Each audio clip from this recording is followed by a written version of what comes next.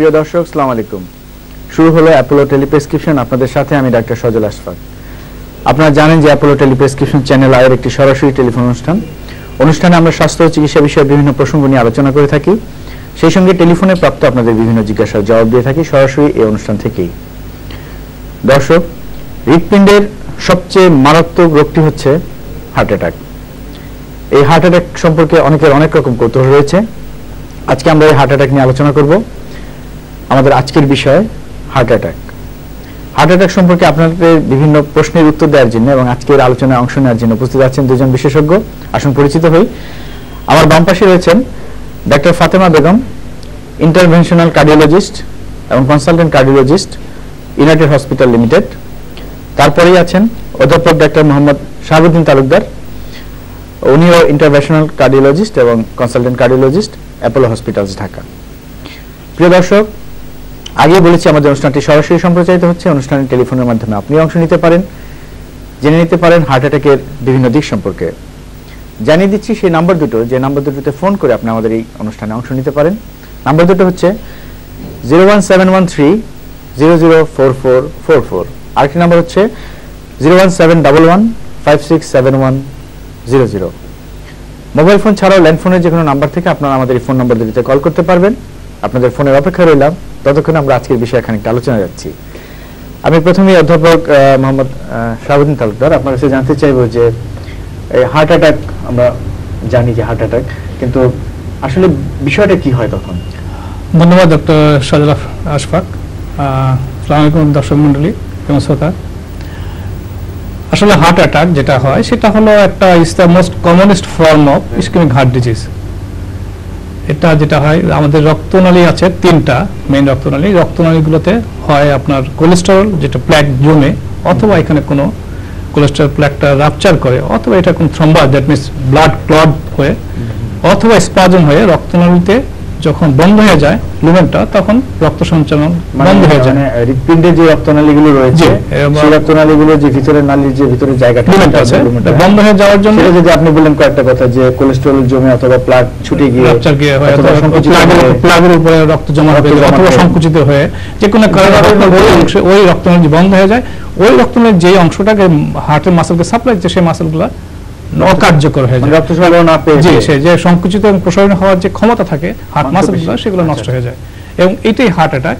এটা সাধারণত শুরু হয়, বাট এই প্রসেসটা কমপ্লিট হতে লাগে 6 থেকে 8 ঘন্টা। যার জন্য এই 6 থেকে 8 ঘন্টার মধ্যে যদি ওই পেশেন্টটা আমাদের যাদের নিয়ারেস্ট অথবা নিকটতম যে কোনো যদি হার্ট সেন্টার থাকে, অথবা হার্ট সেন্টার না থাকলেও যদি ওখানে কোনো হাসপাতাল মানে ইকুইপড হাসপাতাল থাকে, সেখানে আসতে পারে এবং ডক্টর যদি টাইমলি ইন্টারফেয়ার করতে পারে, ওই হার্ট মাসেলগুলোর কার্যকারিতাকে আমরা ইয়ে করতে পারি, নষ্ট না হওয়ার জন্য যে প্রসেসগুলো সেগুলো আমরা নষ্ট না হয় সেই ব্যবস্থা করতে পারি। এই জন্য ইটস ভেরি ইম্পর্টেন্ট যে টাইম টু নিডল, মানে ডো টু নিডল টাইম বলি আমরা। যত তাড়াতাড়ি হার্ট অ্যাটাক মানে পেশেন্ট হসপিটালে আসতে পারে, ততই তার মাসেল সেভ হবে, ততই তার লাইফ সেভ হবে, ততই তার মর্টালিটি এন্ড কমপ্লিকেশন কম হবে। তো এই হার্ট অ্যাটাকের নিশ্চয়ই অনেক উপসর্গ হয়। আমি ডাক্তার ফাতেমা আপনার কাছে জানতে চাইবো যে রোগী সাধারণত কি ধরনের কষ্ট অনুভব করেন? ধন্যবাদ সজল আশফাক। রোগী সাধারণত যেটা নিয়ে প্রেজেন্ট করে সেটা হচ্ছে বুকে ব্যথা। বুকের মাঝখানটায় অনেক ব্যথা হবে, ব্যথাটার ধরন হবে বুক চেপে আসছে, অথবা ভারী লাগছে, অথবা বুক জ্বলে যাচ্ছে, এবং সাথে খুব শ্বাসকষ্ট হবে এবং অনেক ঘাম হবে রোগীর। এবং এটা রোগী বুঝতে পারবে যে আমার কোনো খুব শারীরিক কোনো অসুবিধা হচ্ছে এবং বুক চেপে আছে এবং মনে হবে যে আমি এখনই মরে যাচ্ছি, এরকম একটা দম আটকে আসবে, এরকম একটা। তো দর্শকের ফোনে এসে গেছে, আমরা ফোনটা একটু নিচ্ছি। হ্যালো, আসসালামু আলাইকুম। ওয়ালাইকুম সালাম। হ্যাঁ বলুন। হ্যাঁ, আমার ডাক্তার ফাতেমা বেগমের কাছে আমার একটা প্রশ্ন। জি।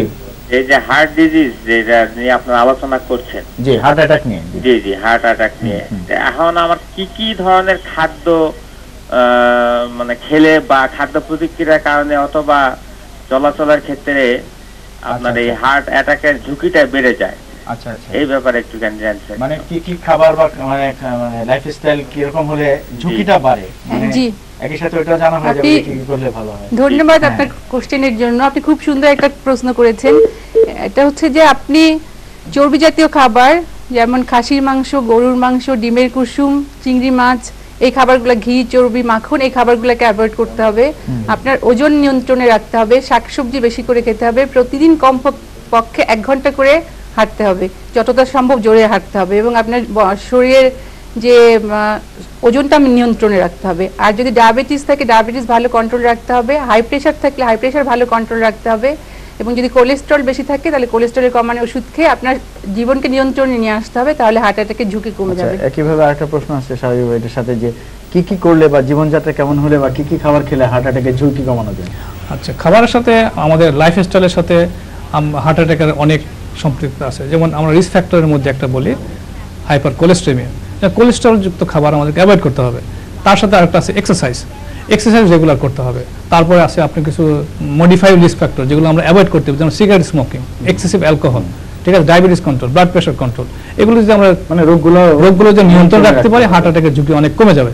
খাদ্যের সাথে প্রচুর পরিমাণে আপনার শাকসবজি, গ্রিন ভেজিটেবলস, এবং আপনার যেটাকে বলে আপনার ওই সবুজ শাকসবজি এবং ফ্রুটস, এগুলো খেলে উদাহরণস্বরূপ বলা যেতে পারে যেমন আপনার ইউরোপিয়ান কান্ট্রির মধ্যে যদি বলেন আপনি, যেমন ফ্রান্সে হার্ট অ্যাটাকের সংখ্যা অনেক কম তুলনামূলক ইউকের থেকে। কেননা ফ্রান্স কিন্তু কোলেস্ট্রল এবং ইউকে একই কোলেস্ট্রলকে একই দেশ, কিন্তু তারা শাকসবজি বেশি খায় বলে ফ্রান্সেসটাকে দেখা যাচ্ছে ফ্রান্সের হার্ট অ্যাটাকের রেট ইউকের থেকে অনেক কম। আচ্ছা আচ্ছা, দর্শক আরেকটি ফোন। হ্যালো হ্যালো, হ্যাঁ বলুন। হ্যালো, আসসালামু আলাইকুম। ওয়ালাইকুম আসসালাম, বলুন। আমি মোহাম্মদ আব্দুল মুমিন সরদার। জি মুমিন সাহেব। বড়ুয়া বাজার, কুমিল্লা। জি, আমরা তো ঢাকা শহর থেকে অনেক দূরে। জি জি, কুমিল্লা। আমরা যখন হার্ট অ্যাটাকে আমরা অ্যাটাক হবো, হ্যাঁ হ্যাঁ, তখন আমার আশেপাশে তো কোনো তেমন হার্ট ফাউন্ডেশনও নাই, কোনো কিছু নাই, আমরা তখন কি করব?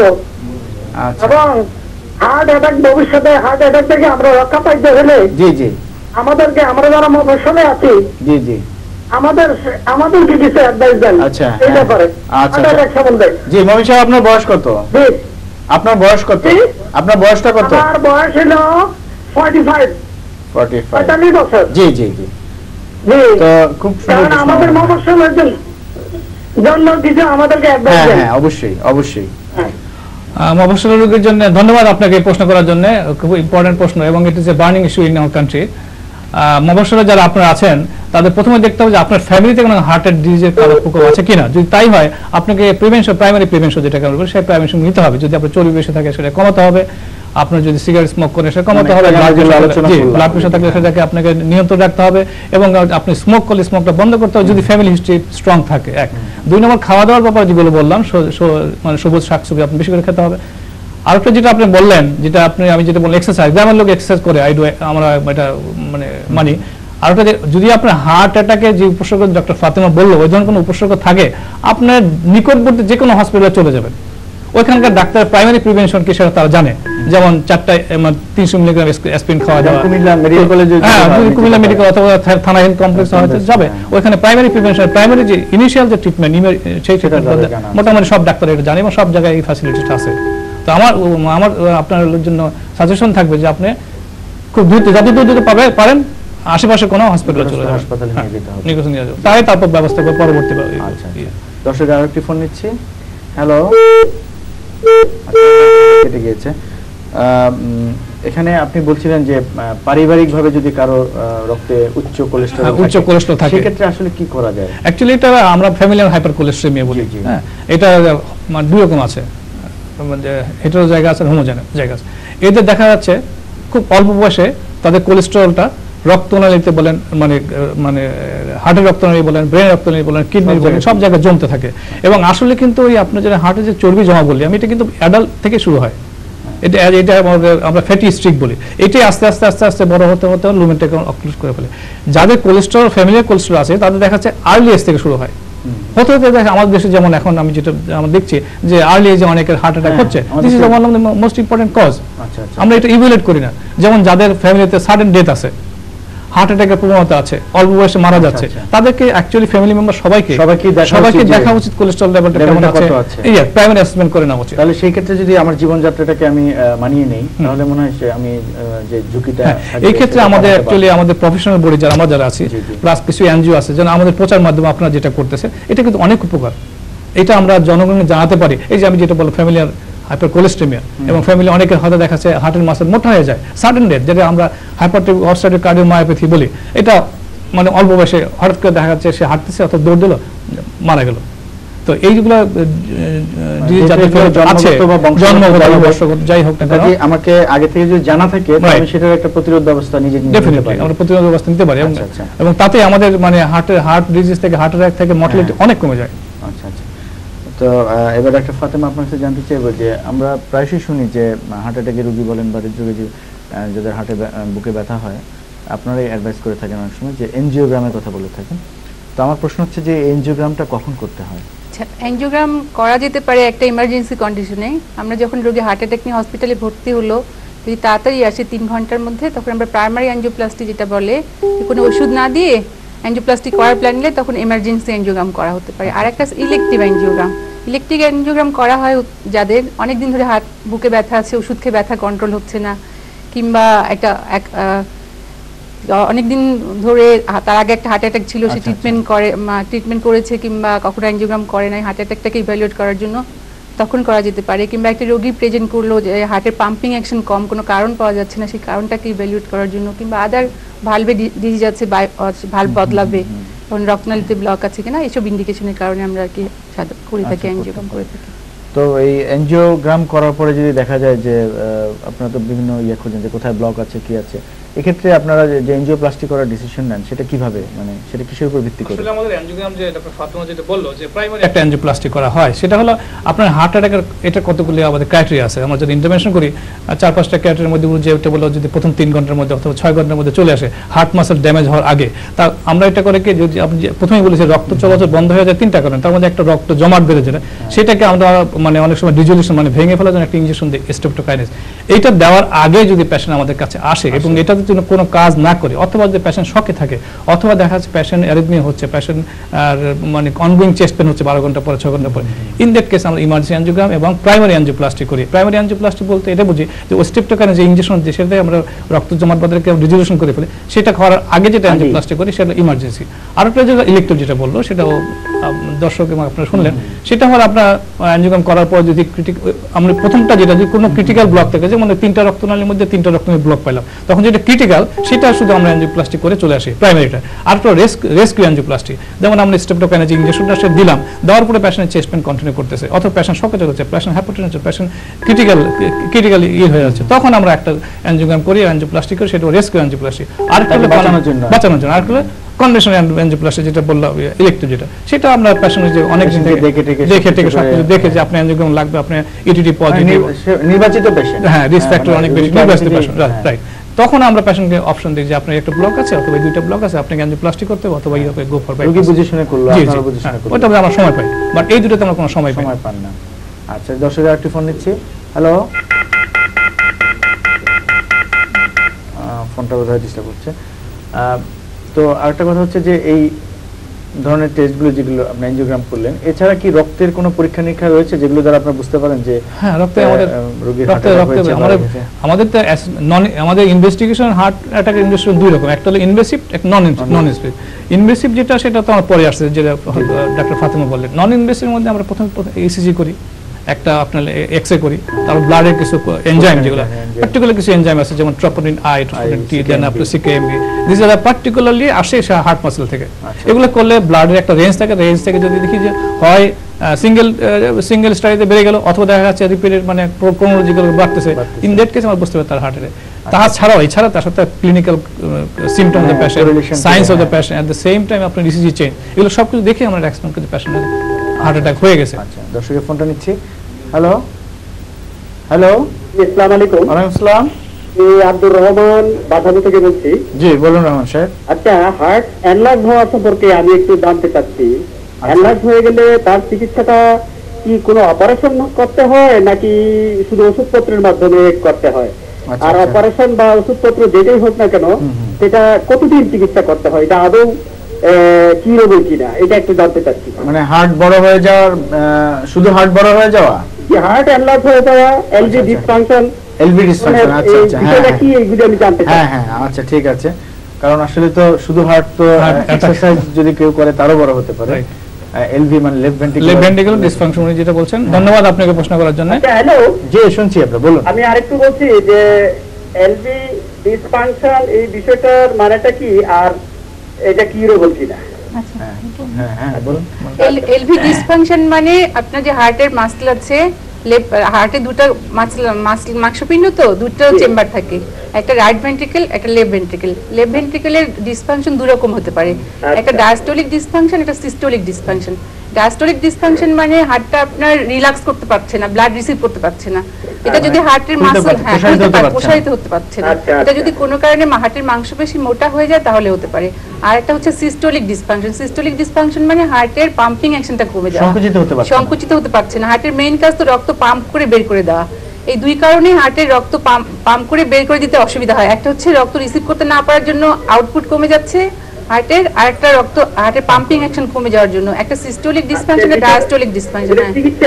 চিকিৎসা হলে এটা কারণ হিসাবে চিকিৎসা করতে হবে। এটা ডিসফাংশনের কারণ হতে পারে অনেক দিন ধরে যদি প্রেসার কন্ট্রোলে না থাকে, তাহলে অনেক দিন ধরে যদি তার হার্টে যদি রক্তনালীতে ব্লক থাকে, কিংবা আগে যদি কোনো হার্ট অ্যাটাক থাকে, অথবা হার্টে ভালভে যদি কোনো সমস্যা থাকে, অথবা হার্ট মাসলের নিজেরও কোনো যদি ডিজিজ থাকে, তাহলে হতে পারে। এখন ডিসফাংশনের কারণ হিসাবে এটা ট্রিটমেন্ট করতে হবে। মেইন কারণ ডিসফাংশনের হাইপারটেনশন, আমাদের পপুলেশনে আমরা যে উচ্চ রক্তচাপ,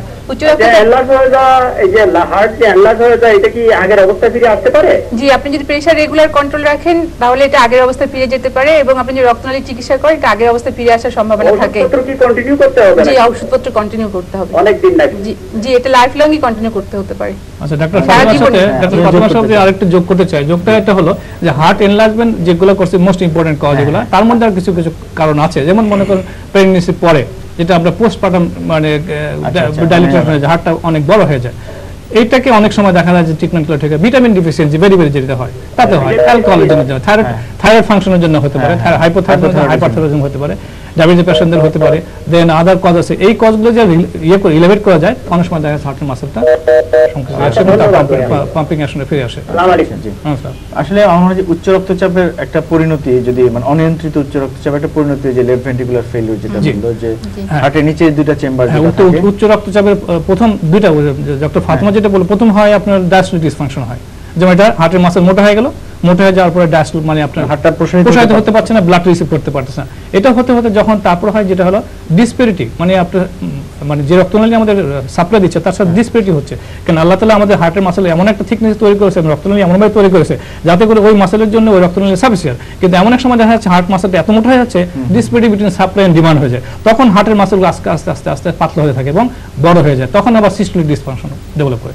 অতএব যাদের, আপনার দর্শকদের উদ্দেশ্যে বলছি, যাদের ব্লাড প্রেশার আছে তারা যত তাড়াতাড়ি পারেন, যত সম্ভব পারেন ব্লাড প্রেশারটা কন্ট্রোল করবেন, এটা নেগলেক্ট করবেন, এবং আপনারা অবশ্যই কার্ডিওলজিস্টের সাথে আলাপ করে ব্লাড প্রেশার ওষুধ খাবেন। তাতে করে আপনার অনেক আপনার কমপ্লিকেশনগুলো আমরা জটিলতা হতে পারে এবং হ্যাঁ। আচ্ছা, আমি ডাক্তার ফাতেমার কাছে জানতে চাইবো যে আপনারা স্টেন্টিং করে থাকেন, এনজিওপ্লাস্টির একটা রক্তনালীর ভিতরে একটা প্রসারণের জন্য একটা নালী জালিকার মতো বসিয়ে দেন। তো এই স্টেন্টিং এর ব্যাপারে আমি জানতে চাইবো যে আপনারা এখন তো অনেক রকম স্টেন্ট এসেছে, কিছু স্টেন্ট থাকে যেগুলিতে রক্তের কি বলে সরি ওষুধের প্রলেপ লাগানো থাকে। তো কোনটা আপনারা সবচেয়ে বেশি পছন্দ করেন এবং কোনটা কার্যকর? আমি দুজনের কাছেই প্রশ্ন করবো। প্রথমে ডাক্তার ফাতেমা।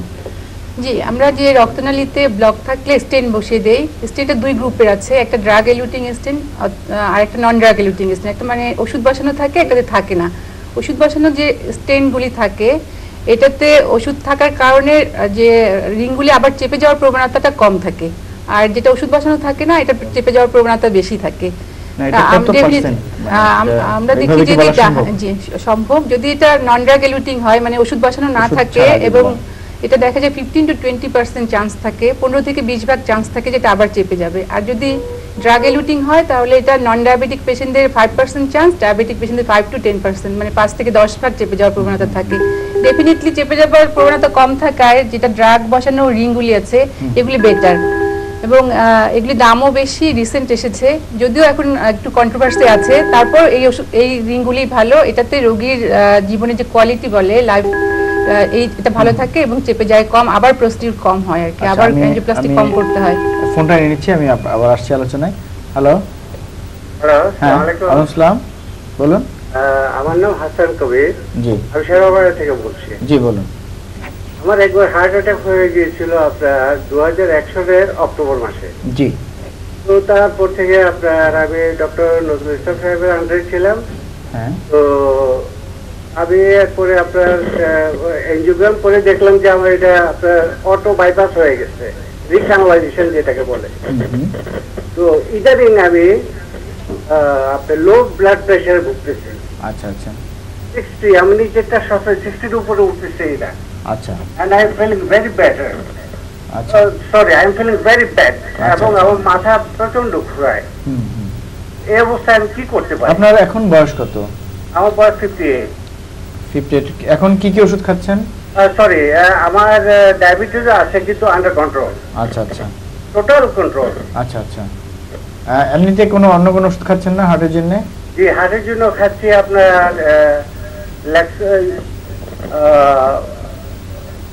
ক্লোপিড, আর খাচ্ছি আপনার প্রেশারের জন্য খাচ্ছি ওসাটিল। ওসাটিলে আপনার 4 ভাগের 1 ভাগ খাচ্ছি 25 mg। আচ্ছা আচ্ছা ধন্যবাদ আপনাকে প্রশ্ন করার জন্য। আপনি যেটা বলেছেন অটো রিক্যানালাইজেশন, হ্যাঁ আমরা এগ্রি করি যে আমাদের যে আমি প্রথমে বলেছি যে রক্ত জমাট বেঁধে যে হার্টের একটা হয়, তার 30% কেসে দেখা যাচ্ছে ইয়ে থাকে, ওই রক্ত জমা মানে স্টোন থেকে যায়, আর 70% রিজলিউশন হয়ে যায়, অটো রিজলিউশন অথবা আমরা ওষুধ দিয়ে জমাট বাঁধা রক্তটা চলে যায়। কিন্তু যে হার্ট অ্যাটাক হয়ে যে মাংসের কার্যকারিতা নষ্ট হয়ে যায়, এটা কিন্তু হয়ে যায়, মানে মাসল যেটা ড্যামেজ হয় সেটা হয়ে যায়, ড্যামেজ যেটা সেটা হয়ে যায়। এখন আপনি যেটা বলছেন ব্লাড প্রেশার আপনার কম থাকে, আমার মনে হচ্ছে আপনার হয় একটা ম্যাসিভ হার্ট অ্যাটাক হয়েছিল যাতে আপনার পাম্পিংটা কমে গেছে, পাম্পিং কমে যাওয়া ব্লাড প্রেশার কমে যাচ্ছে। এখন ব্লাড প্রেশার ডিপেন্ড করে হার্টের পাম্পিং অ্যাকশনের উপরে, ইজেকশন ফ্র্যাকশন যেটা বলি, হ্যাঁ, তার উপরে প্লাস আপনার পেরিফেরাল রেজিস্ট্যান্স, হৃৎপিণ্ড কতটা রক্ত শরীরে দিতে পারছে, মানে কতটা পাম্প করে বের করে দিতে পারছে, প্লাস পেরিফেরাল রেজিস্ট্যান্স। এই দুটার কারণে আমার মনে হয় ওনার পাম্পিং অ্যাকশনটা কমে গেছে। উনি যদি ইকো করেন এবং ইকো পার্সেন্টেজ আমি জানতে পারবো এক্সাক্টলি ট্রিটমেন্ট দিতে পারছেন। আমি একটু বলতে চাচ্ছি যেটা যে আমরা যে হার্টের ওষুধ খাই সব ওষুধই কিছুটা প্রেশার কমায়। হ্যাঁ, আপনার হার্টের পাম্পিং অ্যাকশন হয়তো বা কমে গেছে অ্যাটাকের কারণে, এবং আপনি হার্টের জন্য যে ওষুধ খান এই পাম্পিং অ্যাকশন বাড়ানোর জন্য কিংবা ঠিক রাখার জন্য এই ওষুধ অনেকটা প্রেশারটা কমায় দিতে পারে, রক্তচাপ কমিয়ে দিতে পারে। এই কমার কারণে আপনার খারাপ লাগবে। এখন প্রেশারগুলোকে ওষুধগুলোকে এইভাবে অ্যাডজাস্ট করতে হবে যে যেন আপনার প্রেশারটা মেনটেন হয়। আপনি হার্টের ডাক্তারের সঙ্গে কথা বলেন, উনি অ্যাডজাস্ট করে দেবেন। ঠিক আছে। হ্যাঁ, তো আপনারা একটু আগে বলছিলেন যে ডায়াবেটিস এবং উচ্চ রক্তচাপ হার্ট অ্যাটাকের ক্ষেত্রে একটা মানে গুরুত্বপূর্ণ ভূমিকা রাখে। সেক্ষেত্রে এই জিনিসগুলোকে আমরা যদি নিয়ন্ত্রণ না করি তাহলে তো মানে হার্ট অ্যাটাকের ঝুঁকিটা বেড়ে যায়। তো আপনি আমাদেরকে বলবেন কি যে এই উচ্চ রক্তচাপ কিভাবে বা ডায়াবেটিস কিভাবে হার্ট অ্যাটাকের দিকে নিয়ে যাচ্ছে একজন রোগীকে? আচ্ছা, হার্ট অ্যাটাক ডায়াবেটিস আসলে আমরা ডায়াবেটিসকে বলা হয় চেয়ারম্যান অফ অল ডিজিজ। আচ্ছা, মানে এটা এমন একটা ডিজিজ সে সবাইকে ধরে, বাট তার কিছু টার্গেট অর্গান আছে এবং সেগুলো আমাদের জন্য খুব ভাইটাল, যেমন ব্রেন, চোখ, হার্ট, কিডনি, এই অর্গানগুলো সে ধরে, এবং পেরিফেরাল ভেসেল মানে বাইরে যে রক্তনালীগুলো সেগুলো ধরে। তো হার্ট এই যেটা করে এটা ডায়াবেটিস পেশেন্টদের কোলেস্টেরল বেশি হওয়া এবং কোলেস্টেরল জমার একটা প্রবণতা বেশি থাকে, যার ফলে করোনারি আর্টারি যেটা রক্তনালী যে সেই রক্তনালীগুলোতে কোলেস্টেরল তাড়াতাড়ি জমে এবং জমে বন্ধ হয়ে যায়। এবং ডায়াবেটিস পেশেন্ট সাধারণত ডিফিউজ করোনারি আর্টারি ডিজিজ হয়, ডিফিউজ করোনারি আর্টারি, যার ফলে তাদের হার্ট অ্যাটাকের প্রবণতা বেশি থাকে। এই করোনারি আর্টারি ডিজিজ তার সাথে যদি কোলেস্টেরল বেশি থাকে এবং সে যদি স্মোকার হয় এবং তাদের ফ্যামিলি হিস্ট্রি পজিটিভ আরো বেশি, তাহলে আরো ঝুঁকি পেয়েছে। আমাদের মানে অনেকে আমরা যখন আসে তাদেরকে বলে আপনি সিগারেট খাওয়া বন্ধ করে দেন, তো আমরা সিগারেট বন্ধ করলে বন্ধ না করলে কি মারা যাবো? Not that, it is additive factor. Cigarette smoking is not the only factor for heart disease. It is one of the major factor, risk factor for heart disease. তো আমরা যেটা কন্ট্রোল করতে পারবো, আমাদের হার্ট ডিজিজে কতগুলো মডিফাইবল রিস্ক ফ্যাক্টর আছে, আনমডিফাইবল risk factor. উচ্চ রক্তচাপ কিভাবে ভূমিকা রাখছে? আমাদের হাতে সময় নেই। উচ্চ রক্তচাপ একটা হচ্ছে যে হার্টের মাসলকে মোটা করে দেয়, লেভেন্টিকুলার হাইপারট্রফি যেটা, এটা একটা independent risk factor for coronary artery disease, মানে এটা আলাদাভাবে একটা করোনারি আর্টারি ডিজিজকে বাড়িয়ে দেয়। এক, 2 নম্বর হাই প্রেসারের জন্য রক্তনালী যে এন্ডোথেলিয়ামগুলো, রক্তনালীর উপরে যে আবরণ থাকে, এন্ডোথেলিয়ার ফাংশনটা খুব ডিসফাংশন হয় আর কি, ফাংশনটা খারাপ হয়ে যায়। খারাপ হয়ে যাওয়ার জন্য রক্তনালী যে অ্যাকশনটা ঠিকমতো করতে পারে না।